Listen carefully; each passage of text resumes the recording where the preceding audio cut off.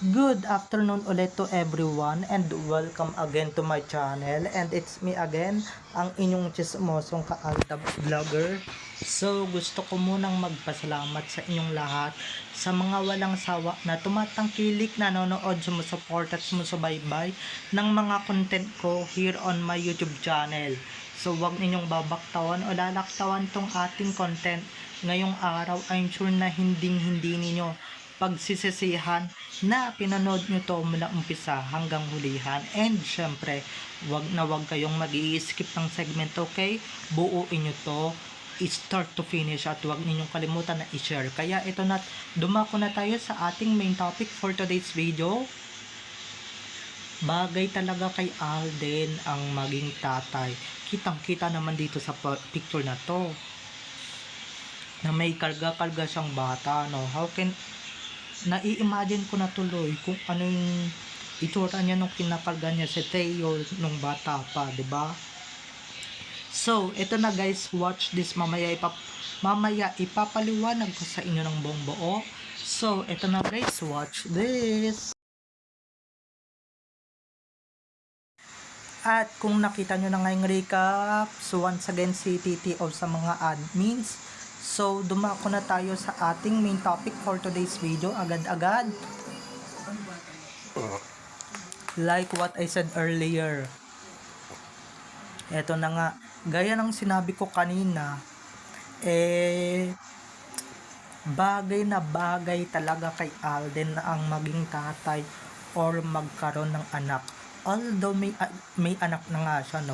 Pero pagka nakakakita ako ng may buhat-buhat siyang bata or may picture siya na kalong-kalong ang bata, parang naaalala ko tuloy yung kinakalong niya si Baby Theo, no? Parang ganun na ganun yung itsura niya, talagang bagay na bagay, super.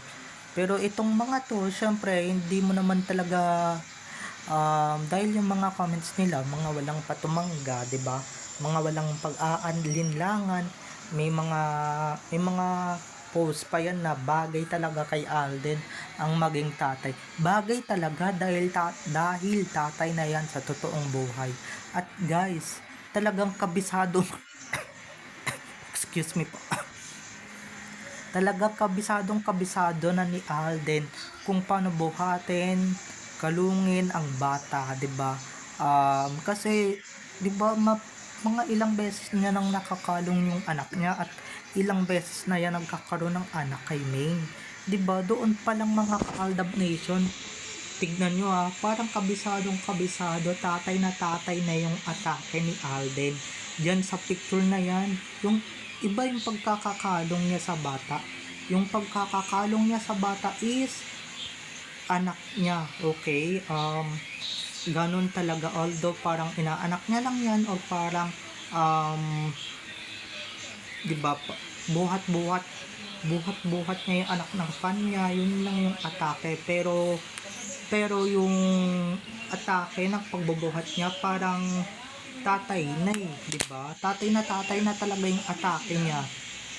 Kaya wag ninyong sasabihin na hindi pa tatay yan, kasi kung hindi pa tatay yan, ganyan ba magbuhat ng sanggol si Alden?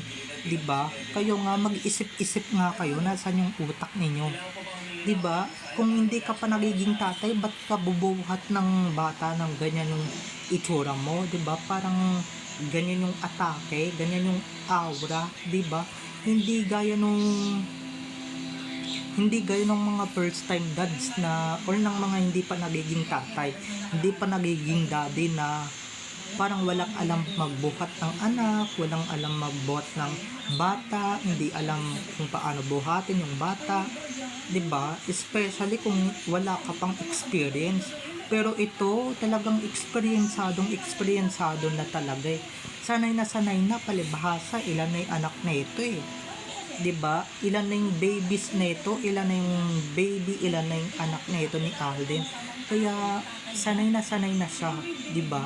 Talagang doon pa lang talaga makikita mo na talaga na at mahahalata mo na natatay na siya at hindi na siya talaga yung Alden na binata na inaakala ng mga animales. O baka mamaya sabihin ng iba dyan na kaya sanay mag-anak kaya sanay, sorry guys kaya sanay yan magbuhat ng bata kasi nga kinukuha siyang ninong. Talaga ba? Kinukuha ang ninong? Kung totoong pinapakalat ninyo na binata pa siya at talagang binata pa talaga siya, di dapat hindi siya ganyan magbuhat ng bata in the first place. Hindi dapat siya ganyan mag ano ng bata, mag carry on ng bata, 'di ba? Kung wala pang alam sa pagiging tatay yan si Alden, or hindi pa nagkakaanak yan si Alden, 'di ba? Ako nga, wag na akong loko-lokohin dito, 'di ba? Medyo talagang nakaka-high blood at nakakaloka talaga kayo ng bonggang-bongga, no?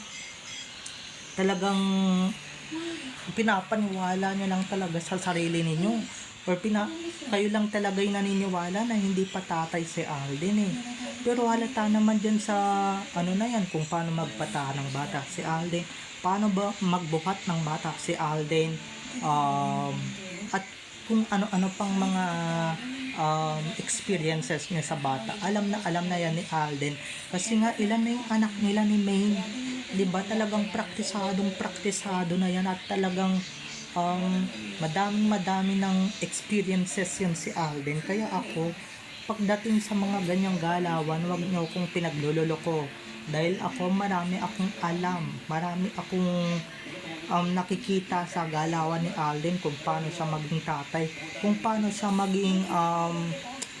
siya maging tatay talaga, at kung paano yung buhat ng isang wala pang alam or ngayon lang nagkaanak, 'di ba? Or hindi pa nagkakaanak, 'di ba? Pero yan parang sanay na ilang sanggol ang binubuhat niyan kada taon, 'di ba?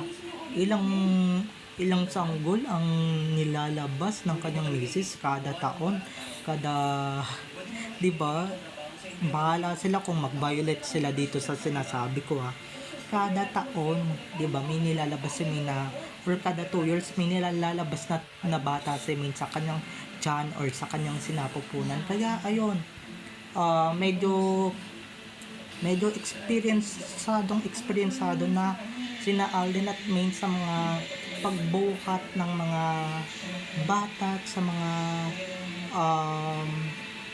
sa anak nila, 'di ba? Sa anak nila ni Maine, doon pa lang talagang mahahalata mo na talaga talagang experience na ni Alden magbuhat ng bata. Kaya wag niyo sasabihin na Tito Alden, 'di ba? Although yung mga tito din naman nagbubuhat ng bata, pero yung talagang halata mo na talagang ilan na yung mga anak nila, ay naku, talagang ayoko na lang talaga mag-talk dahil baka mamaya may mag-violate dito, dahil baka mamaya may mag-violate reaction, at saka may may mag-violent reaction, mabash pa ako ng bonggang-bongga, 'di ba? At medyo protektan din natin talaga yung algam. At ito lang ang gusto kong sabihin sa inyo. Bahala kayo sa buhay niyo kung anong gusto ninyong sabihin, kung ano yung gusto ninyong iparating, bahala kayo sa buhay niyo. Isaksak ninyo sa kukote ninyo kung ano yung gusto ninyong paniwalaan. Basta kami, stick to one lang kami kung ano yung nalalaman namin, at kung ano dapat ang ibubulgar namin. Wala na kayong pakialam doon, wala na kayong care doon, at kung ano talaga yung mga tumatakbo sa isip namin, sa utak namin, wala na kayong pakialam doon, okay? 'Di ba? Kung sana bagay sa'yo maging tatay, bagay talaga sa kanya maging tatay, dahil tatay na yan talaga. Mga bulag lang kayo at hindi nyo lang talaga matanggap ang katotohanan na talagang nagkaanak na yan at talagang experience na yan sa